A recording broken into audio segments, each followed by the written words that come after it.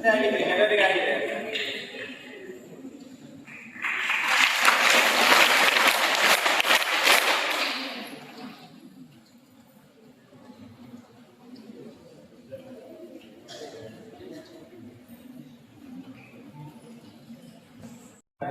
2 kilometre ಇದೆಯೋ 1 kilometre ಇದೆಯೋ ಅನ್ಕೊಂಡ್ರೇನಲ್ಲ.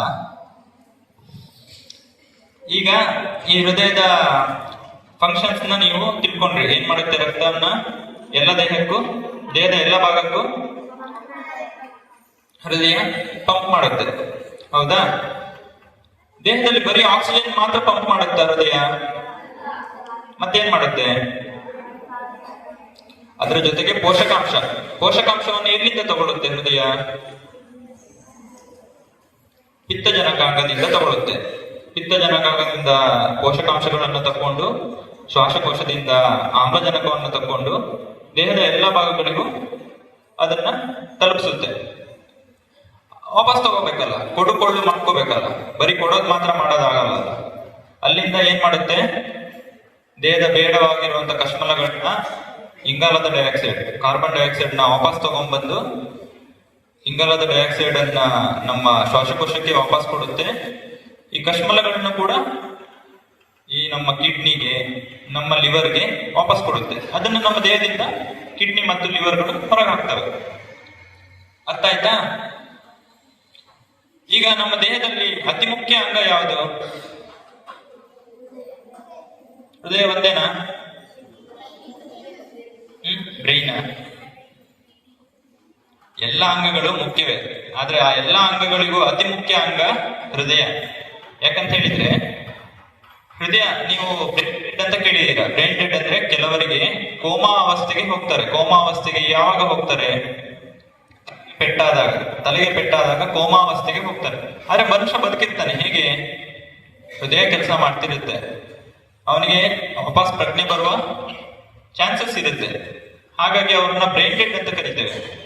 ಆದ್ರೆ ಹಾರ್ಟ್ ನಿಂತು ಬಿಟ್ಟು ಮನುಷ್ಯ ಬದುಕಿರೋ ಉದಾಹರಣೆ ನೋಡಿದೀರಾ? ಹಾಗಾದ್ರೆ ಹಾರ್ಟ್ ತುಂಬಾ ಮುಖ್ಯ ಅಂತ ಆಯ್ತು, ಹೌದಾ? ಈ ಹಾರ್ಟ್ ಮುಖ್ಯ ಅಂತ ಆದ್ಮೇಲೆ ಅದನ್ನ ನಾವು ಚೆನ್ನಾಗಿ ನೋಡ್ಕೊಳ್ಳಿಕ್ಕೂ ಕೆಲವೊಂದು ಜೀವನದಲ್ಲಿ ಕೆಲವೊಂದು ನಿಯಮಗಳನ್ನ ಪಾಲಿಸ್ಬೇಕು, ಹೌದಾ ಅಲ್ವಾ? ಹೌದಾ ಅಲ್ವಾ? ಯಾವ್ಯಾವ್ದನ್ನೆಲ್ಲ ಪಾಲಿಸ್ಬೇಕು ಅಂತ ನೋಡೋಣ. ಫಸ್ಟ್ಗೆ ಯಾವ್ದೆಲ್ಲ ಪಾಲಿಸಿದ್ರೆ ನಮ್ಮ ಹೃದಯಕ್ಕೆ ಪೆಟ್ಟಾಗುತ್ತೆ, ಅಥವಾ ಹೃದಯಕ್ಕೆ ಯಾವ್ದೆಲ್ಲ ಒಳ್ಳೇದಲ್ಲ ಅನ್ನೋದನ್ನ ನೋಡೋಣ, ಆಗಲ್ವಾ? ನೀವೆಲ್ಲ ಎಷ್ಟು ಜನ ಮೊಬೈಲ್ ಯೂಸ್ ಮಾಡ್ತೀರಾ? ಸತ್ಯ ಹೇಳ್ಬೇಕು. ಯಾರು ಕೈ ಎತ್ತಲ್ಲ ನೋಡೋಣ, ಅವ್ರನ್ನ ಕರ್ಕೊಂಡು ಹೋಗ್ತೀನಿ ನಾ ಇವತ್ತು. ಎಲ್ರೂ ಉಪಯೋಗಿಸ್ತೀರಾ, ಹೌದಾ? ಜೀವನದ ಅವಿಭಾಜ್ಯ ಅಂಗ ಆಗಿ ಹೋಗಿದೆ. ಹೃದಯಕ್ಕಿಂತ ಮುಖ್ಯ ಮೊಬೈಲ್, ಹೌದಾ ಅಲ್ವಾ? ಸರಿ, ನಮ್ಮ ದೇಹಕ್ಕೆ ಯಾವ್ದನ್ನ ಕೊಟ್ರೆ ಒಳ್ಳೇದು, ಯಾವ್ದನ್ನ ಕೊಟ್ರೆ ಒಳ್ಳೇದಲ್ಲ ಅನ್ನೋದನ್ನ ನೋಡೋಣ. ಯಾರೆಲ್ಲ ಎಣ್ಣೆ ತಿಂಡಿ ತಿಂತೀರಾ?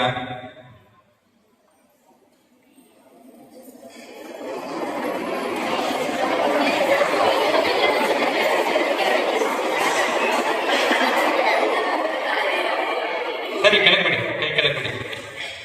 ಎಣ್ಣೆ ತಿಂಡಿ ಬೇಕು, ತಿನ್ಲೇಬಾರ್ದು ಅಂತಲ್ಲ, ಆದ್ರೆ ಅತಿಯಾಗಿ ಯಾರು ತಿಂತೀರಾ? ಯಾರೆಲ್ಲ ಲೇಸ್ ಕುರ್ಕುರೆ ತಿಂತೀರಾ?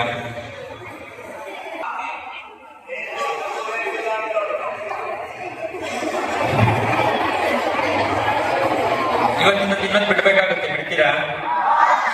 ಸತ್ಯವಾಗ್ಲು ತಮಾಷೆ ಅಲ್ಲ ಮಕ್ಕಳೇ, ಇದನ್ನ ನಾನು ಸೀರಿಯಸ್ ಆಗಿ ಹೇಳ್ತಿದ್ದೇನೆ. ಲೇಸ್ ಕುರ್ಕುರೆ ತಿನ್ಬೇಡಿ, ಆಯ್ತಾ? ತಿನ್ಬೋದು ಅಂತ ಆಗಿದ್ರೆ ಎಲ್ಲರೂ ಬಂದು ಹೇಳ್ತಿದ್ರು, ಶಾಲೆಯಲ್ಲೂ ಹೇಳ್ತಿದ್ರು, ನಿಮ್ಗೆ ಸಿಕ್ಕಿದಾಗೆಲ್ಲ ಹೇಳ್ತಿದ್ರು, ಲೇಸ್ ಕುರ್ಕುರೆ ಕೊಡಿಸಿ ಮಕ್ಕಳಿಗೆ, ಆರೋಗ್ಯಕ್ಕೆ ಒಳ್ಳೇದಂತೆ ಅಂತ. ಯಾರಾದ್ರೂ ಹೇಳೋದು ಕೇಳಿದೀರಾ? ಆದ್ರೂ ಕೊಡಿಸ್ತಾರೆ, ಹೌದಾ? ಶಾಲೆ ಹೊರಗೋದ್ಕೊಳ್ಳಿ, ನೀವು ತಿನ್ನೋದೇ ಚಾಕ್ಲೇಟ್, ಲೇಸ್. ಏನಕ್ಕೆ ತಿನ್ನಲ್ಲ? ಇದನ್ನೆಲ್ಲ ತಿಂತಾ ಇರ್ತಾರೆ. ಇದು ತಿನ್ನೋದ್ರಿಂದ ಏನಾಗುತ್ತೆ? ಎಲ್ಲರೂ ಕೆಟ್ಟದು ಅಂತಾರೆ. ಏನಕ್ಕೆ ಕೆಟ್ಟದು ಅಂತ ಯಾರು ಹೇಳಲ್ಲ, ಹೌದಾ?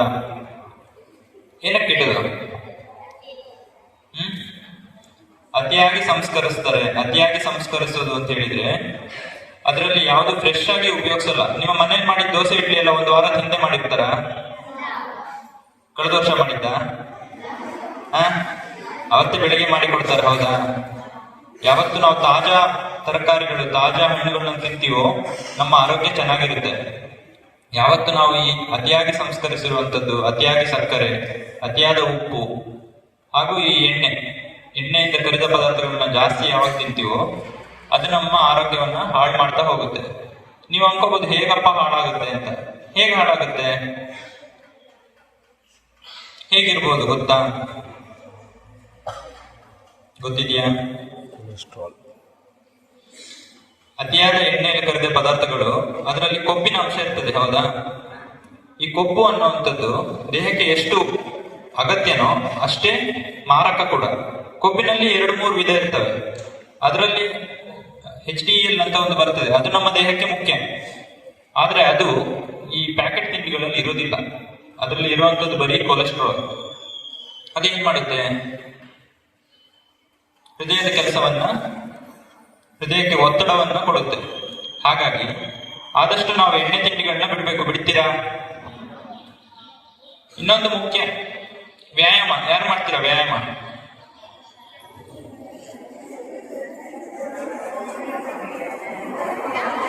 ಎಷ್ಟು ದಿನಕ್ಕೊಮ್ಮೆ? ಈಗ ಶಾಲೆಯಲ್ಲಿ ಮಾಡಿದ್ರಲ್ಲ ದಿನಾಲು. ಯೋಗ ಮಾಡ್ತೀರಾ ನೀವು ದಿನಾಲು? ದಿನಾಲು ಮಾಡ್ತೀರಾ ಯೋಗ? ಸರಿ, ಕೈ ಕೆಳಗೆ.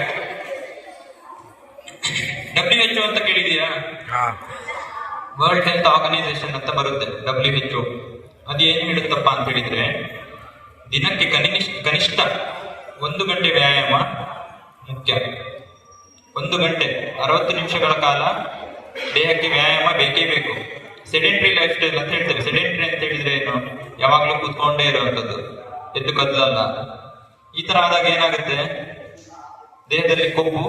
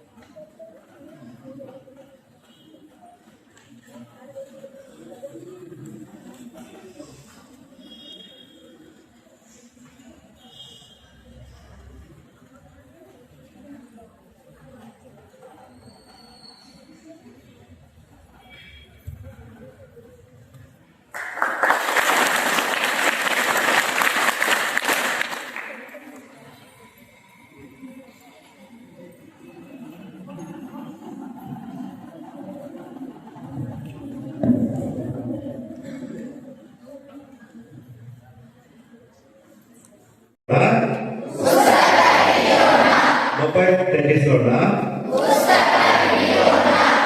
ಹಣ್ಣು ಹಂಪಲು ತಿನ್ನೋಣ, ಜೊತೆಗೆ ಹಣ್ಣು ಹಂಪಲು ತಿನ್ನೋಣ, ಲೇಸ್ ಕುರ್ಕುರೆ ತಿನ್ನಿಸೋಣ. ಹಣ್ಣು ಹಂಪಲು ತಿನ್ನೋಣ, ಲೇಸ್ ಕುರ್ಕುರೆ ತಿನ್ನಿಸೋಣ.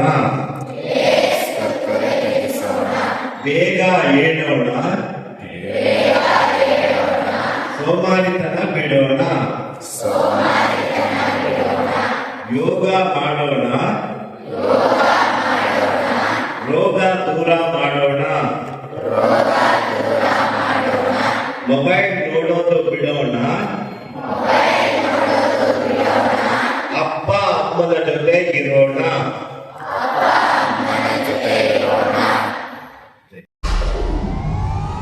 ವಿಡಿಯೋ ನೋಡಿದ್ದಕ್ಕೆ ಧನ್ಯವಾದಗಳು. ಮುಂದಿನ ವಿಡಿಯೋದಲ್ಲಿ ಸಿಗೋಣ. ಕ್ಷಣ ಕ್ಷಣದ ಸುದ್ದಿಗಾಗಿ ವೀಕ್ಷಿಸಿ ನ್ಯೂಸ್ ಕರ್ನಾಟಕ, ಸದಾ ನಿಮ್ಮ ಜೊತೆ.